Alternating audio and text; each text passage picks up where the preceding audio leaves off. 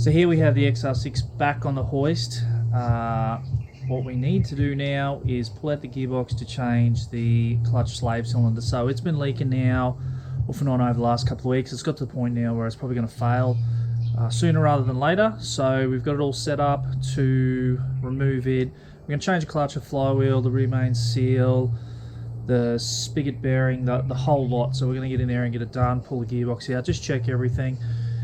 One of my main concerns is that we may snap the bolts for the exhaust onto the exhaust manifold, so we'll see how that goes. If that's the case, we'll have to pull the exhaust manifold out. Do have extractors for it, may look at putting them in, but otherwise just try to repair what's there. So first thing is to get under there. First thing I'm going to do is pull the exhaust, go from there, get the tail shaft out and work my way around that. One of those things is to remember that the gear stick has to also come out, because it's a pain in the ass when you've got it half out and realise you didn't take the gear stick out. So that's something not to forget. And start assessing what we've got there and figure it out. Never pulled one of these things out before, so we'll have a bit of a look, double check what we're doing. My main thing right now is I don't know where the clutch line goes to where it gets disconnected, so we've got to suss that out. But we'll get the exhaust off, get the tail shaft out and continue from there.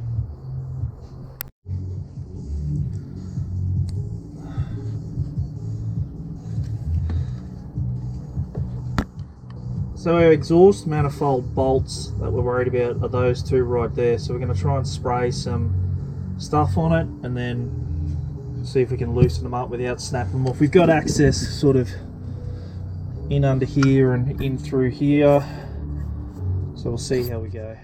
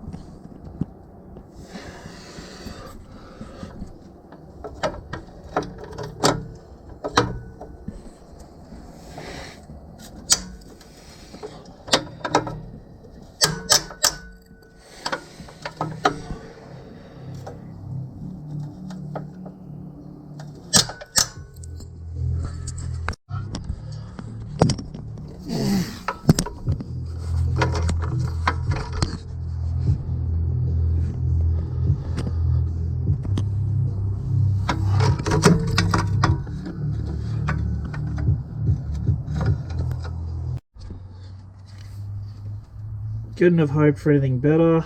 They both pulled the studs straight out, so we will look at new studs, just swap them clean out. So then we'll take the rest of that exhaust out at the joint down there. Hopefully we don't have any drama with that, and get this tail shaft out. And this O2 sensor's got to come off as well, so we've got to double check that, and then we can start having a look at how this thing's going to unbolt. Okay, so one of the main things to taking the tail shafts out of these is that these donuts here and the tail shaft are balanced together. So we're going to mark out where they have to be so they can go in the exact same spot later on here. We're not going to take this apart, this center donut. We are going to mark the rear as well. It's not too much where they have to be bolted back into the gearbox. It's more that they stay as a unit together.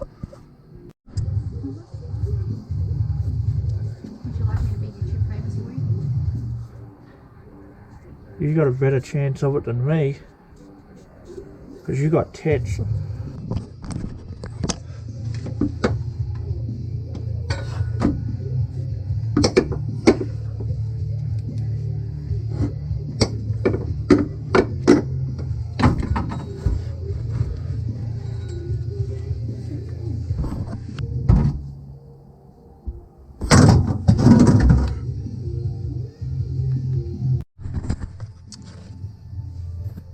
So one of the things to take off is the clutch line that goes from the master cylinder to the slave cylinder. Now you can't actually take it out of the gearbox. It looks like it has to come out from up in the engine bay.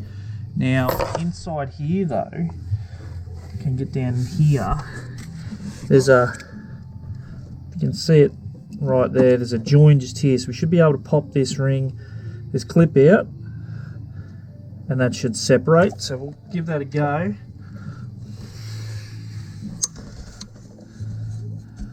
Give it a go and see what happens.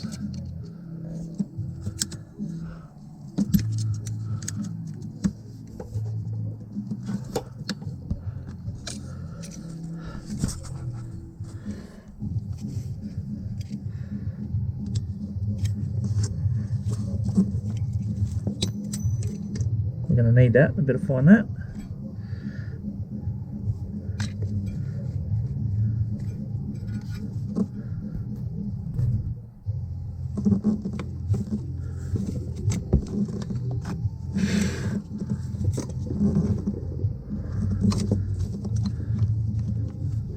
Not sure how that comes apart. Let's have a look.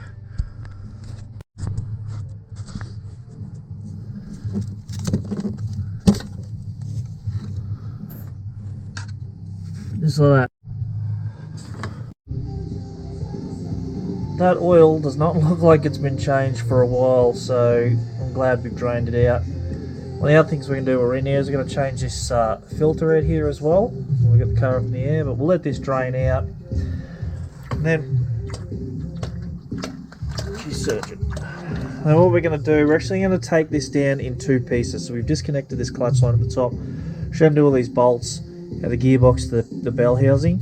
Now there is a sensor on the back of the head up there that can get damaged quite easily apparently while taking this bell housing off. It's been known to do that. So on the safety side, we're going to split this gearbox from here with the bolts all the way around, get it down and off, and then the bell housing out, and then we can look at the clutch and everything that's in here as well, because we're going to, more than likely all that's going to get changed. The seal needs to get changed in there anyway, so we'll get that sorted. First of all, we'll get this thing down. Okay, so what we have here is a bit of a rig we made up years ago with two trolley jacks, a bit of a rolling frame and a flat top, so we can actually independently move these from end to end to get it up close to the gearbox, bring the hoist down, strap it down, and help us manipulate it in and out. Especially when you're doing it by yourself, this makes a hell of a difference. So we're going to get it up here now, rest it, take off this rear mount, get it down, and start taking off all the bolts around here.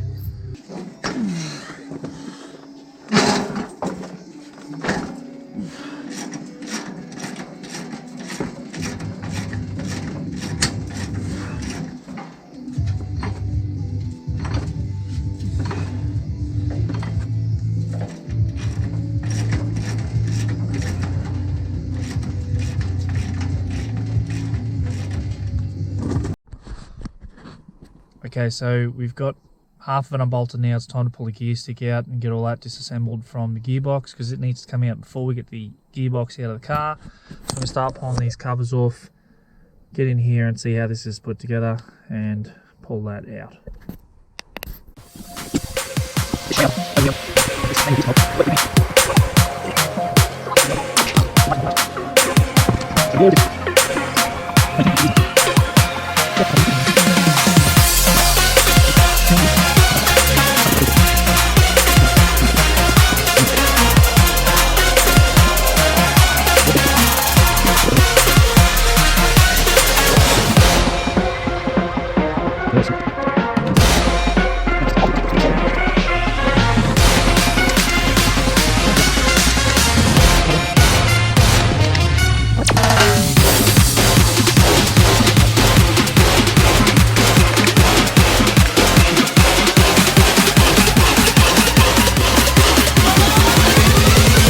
I ain't kidding. Gloss.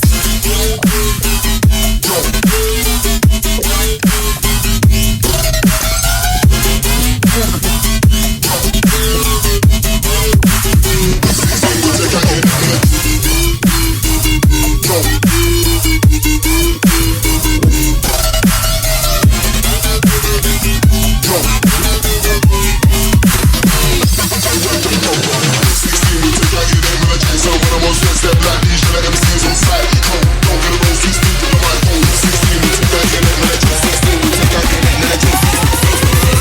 raging demon on rhythm sauce.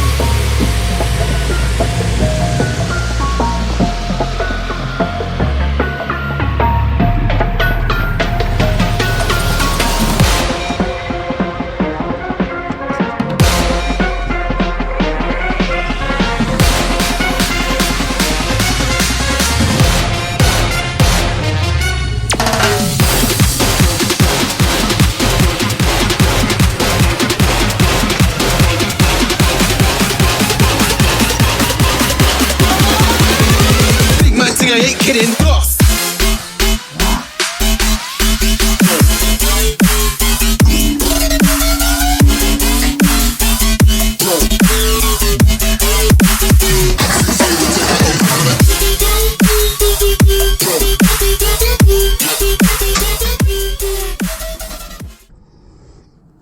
So here we have officially the gearbox is out. As we can see, there is a lot of muck and garbage in there.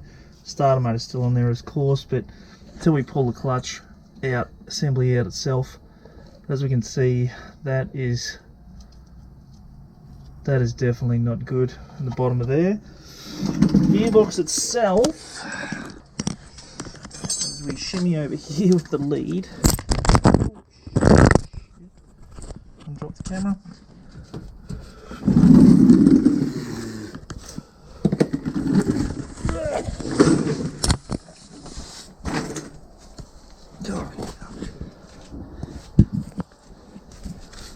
So the gearbox itself here, we can see that just there, but as this spins, there's a lot of fluid sitting in there, and there is clearly a mess in here everywhere. So this will get replaced. This bleeding point here is in a very, very shitty position with the way they set up, but that's just how they are, so that'll be latest problem when we change this out. So we're going to take the rest of the bell housing off front of there and get that sorted. Okay, so we've got the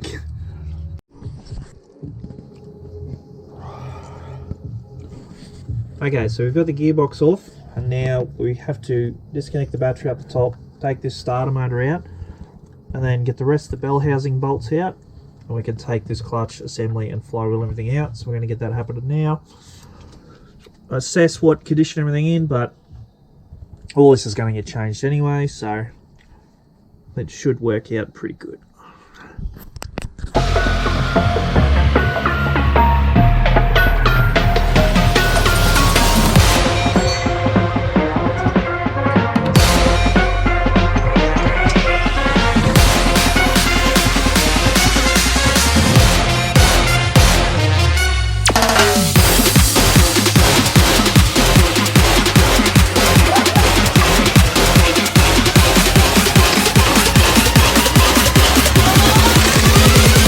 I ain't kidding, boss.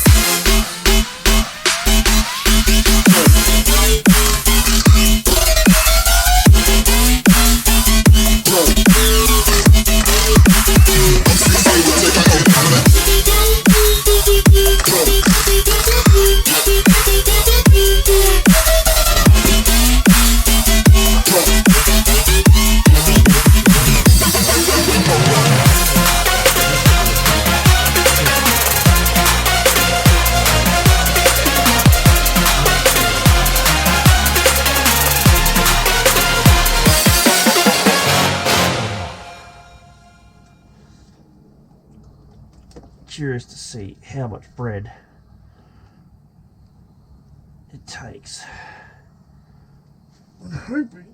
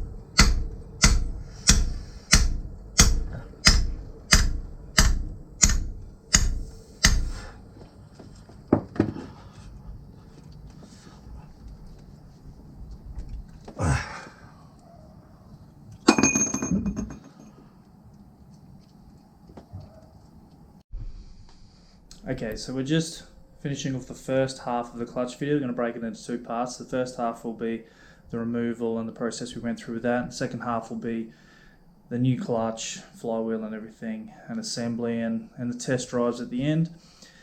What we did at the end of the first video there was to remove the pilot bearing out of the not the flywheel, out of the end of the crank. It was an old trick that I've seen online, which is actually stuffing it with bread and then hammering a drift in, and then continually stuffing that with bread and hammering that drift in there. And as you can see on the end of the video, that's exactly what we did. It was beautiful. It popped right out. Best idea ever. So much easier than buying the proper pullers for it or risk damaging the crank or anything. The new pilot bearing went straight in the back end of that. Best idea I've ever seen. Great, I recommend it. It's basic, it's simple, and it only took one piece of bread. That was it. And we used white bread, not wholemeal. So not that probably makes any difference, but yeah, great idea. So I'll finish this one up, then we're moving on to the next one.